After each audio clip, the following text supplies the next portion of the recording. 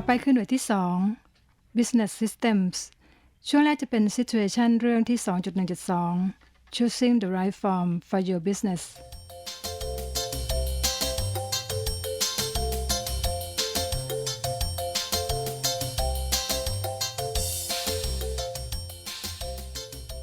2.1.2 Choosing the right form for your business. Listen to Bertha and Wasin's conversation and do the activity that follows. Situation. Bertha, a Hong Kong businesswoman, is interested in setting up a small flower shop in Bangkok. As she is a foreigner who has just married a Thai man, she does not have any knowledge on how to run a business in Thailand. Although she used to own a small flower shop in Hong Kong, Bangkok is a quite different environment. She goes to see Wasin, her husband's close friend, who is a lawyer.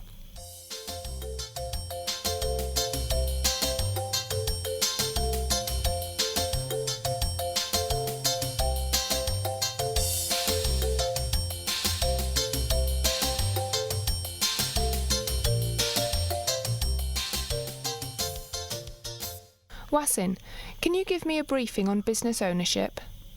I think it's quite important for me if I want to set up my own flower shop. Sure. So have you decided to run this type of business? Absolutely. I've consulted with my husband and he is certain that I can do it. It's a good way for me to earn an income.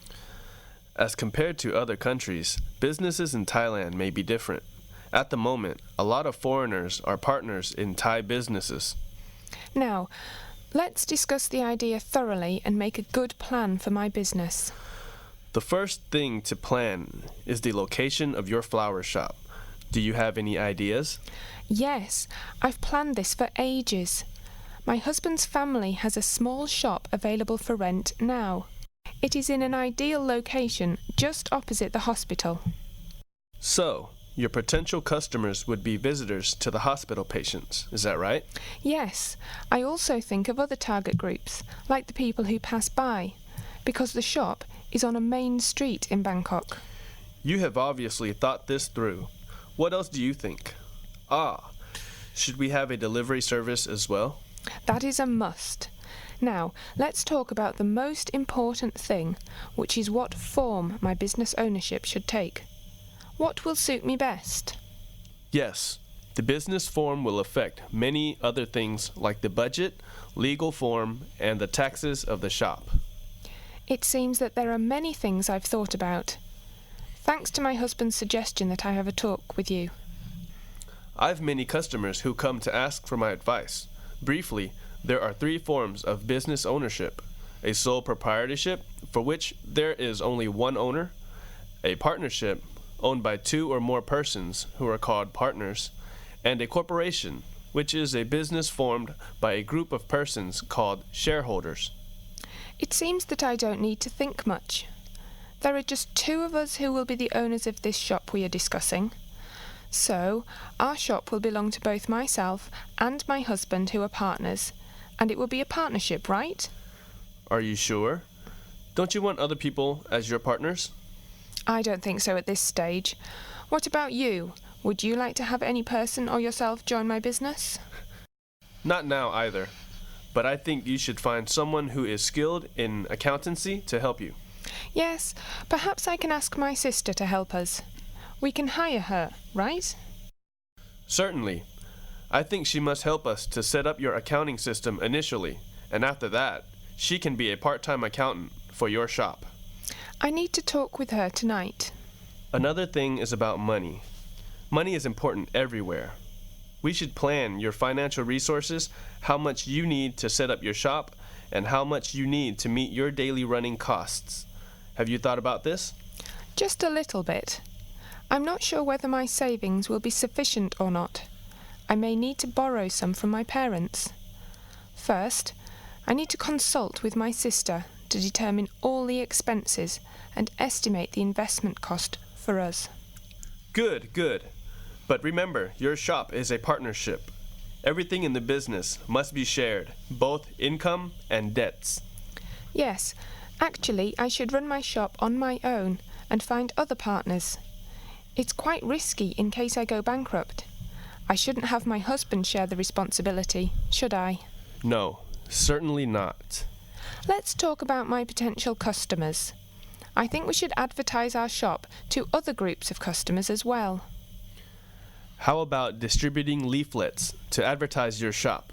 Do you think it's necessary? Why not? It's one of the cheapest ways to get to a lot more people.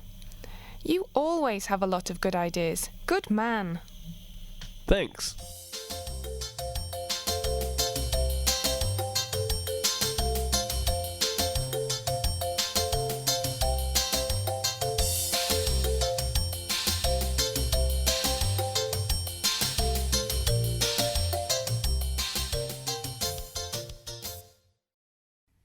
Situation เรื่องที่ 2.2.2 The organizational structure of your business.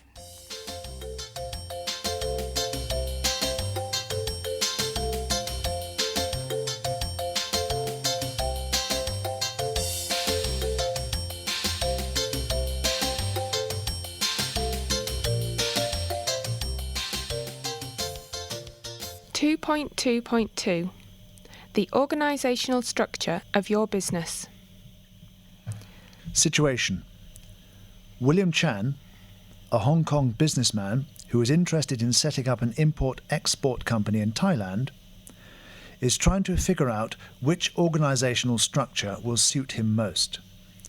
He has a talk with his Thai advisor, Nicha, who is working in a business consultancy company. Listen to a brief on each organizational structure for businesses by Nicha and answer the questions that follow.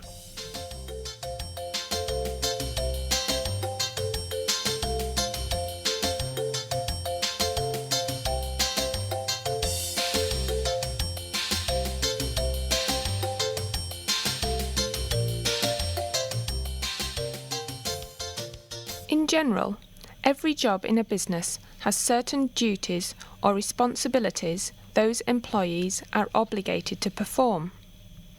Authority, the right to make specific kinds of decisions and to direct the work of subordinates, is delegated to employees to allow them to meet their responsibilities. That is why a company should establish a proper organizational structure of the company. The organizational structures of businesses are varied, but the main concern is to divide all of the company's internal activities into defined jobs and to group these jobs in appropriate departments. The most common organizational structures are line and staff, and functional. The first, line organization, is as shown in chart A. Line organizational structure is an internal business structure in which every employee is a member of a direct chain of command from the top executives down through the levels of management. Every person directly reports to a single supervisor who is superior in the organization. It is a kind of structure that authority flows in a direct line from top to all levels. The next structure is line and staff organization, as shown in chart B. It is a modification of the line organization. Staff specialists are added to handle certain specific duties, and they give advice to line managers, but do not normally have direct authority over the positions they advise. The functional structure is as shown in chart C above. It is an alternative way to organise a business by assigning managers the responsibility for all activities and decisions in certain defined functional areas of operations. This structure might have 5 managers supervising the workers who perform distinctly different functions. In addition, there are 3 more types of organisations. These are divisional organisations. matrix organisations, and committees. A divisional organisation is, as in Chart D, created by the time the businesses grow. It may be divided into divisions by focusing on products, customers, or geography. The matrix organisational structure, in Chart E, is used by firms that must manage a number of one-time projects, such as road, dam, or bridge building, construction of large aircraft, or space exploration vehicles, or research investigations. It allows a project manager to exercise temporary authority over a number of specialists who also must report to different line managers for supervision in their specialities. A committee is a group of people assigned to discuss or to deal directly with a well-defined matter. While a business cannot be structured as a committee, committees are frequently used to address particular matters within business organisations.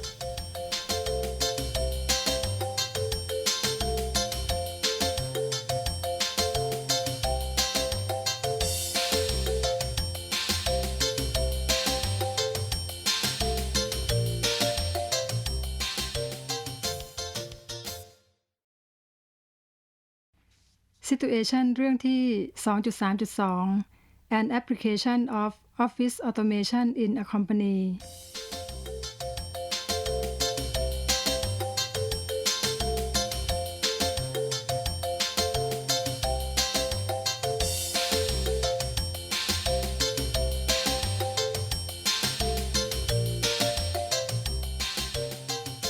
(2.3.2) An application of office automation in a company.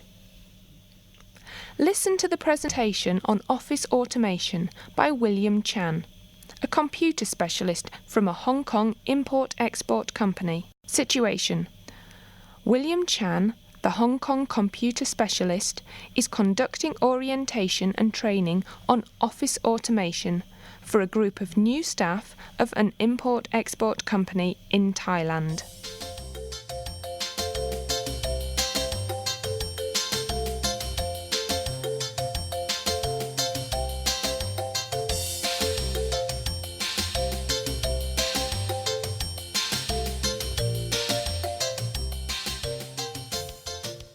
Firstly, please let me explain that office automation is a way of applying computers to assist with all aspects of traditional clerical and administrative work. Many organizations now use computers to do this in order to enhance their productivity. Computers are applied to many sectors: business, education, hospital, airlines, and many other organizations.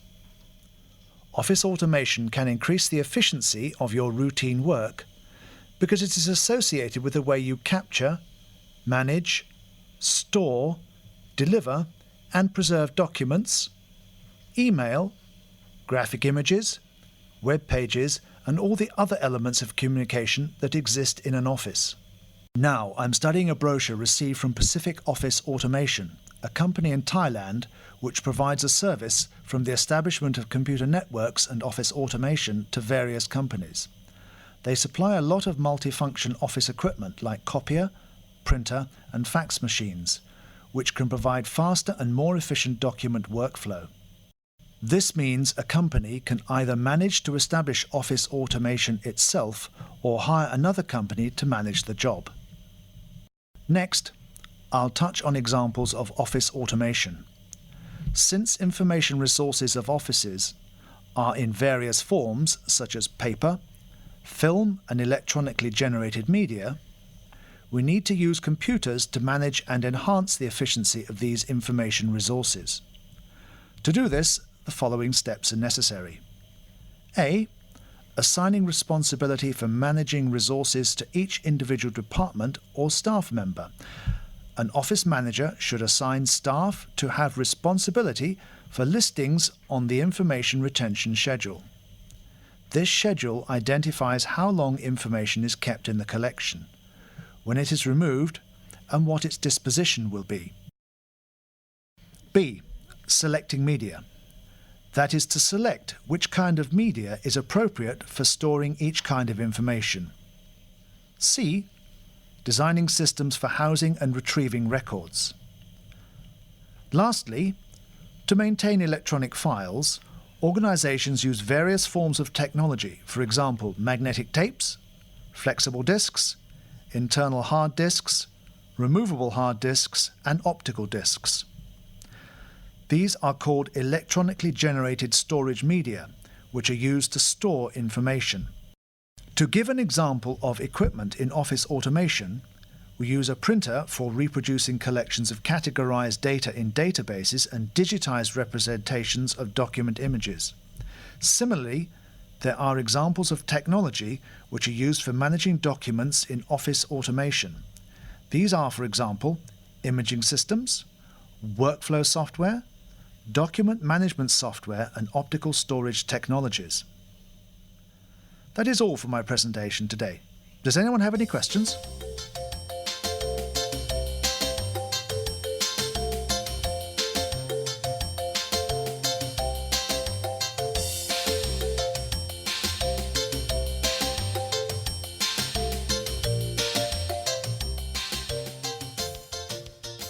จบ Dialogue หน่วยที่ 2